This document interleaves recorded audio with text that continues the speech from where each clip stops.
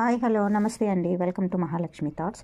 ఈరోజు నేను 60 years and above population, మన విలేజ్లో పాపులేషన్ బట్టి ఎంత ఉండాలనేది క్యాలిక్యులేట్ చేస్తున్నాను.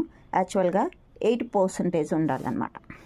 8% అంటే యాక్చువల్లీ నా పాపులేషన్ క్యాలిక్యులేట్ చేసుకుంటే 8 ఇంటూ నాకు 2200 పాపులేషన్ ఉంది బై 100. ఈ విధంగా చేస్తే మనకి ఎంత పాపులేషన్ అబోవ్ 60 ఇయర్స్ ఉండాలనేది తెలుస్తుంది. 176 ఫర్ 2200 పాపులేషన్కి ఉండాలి.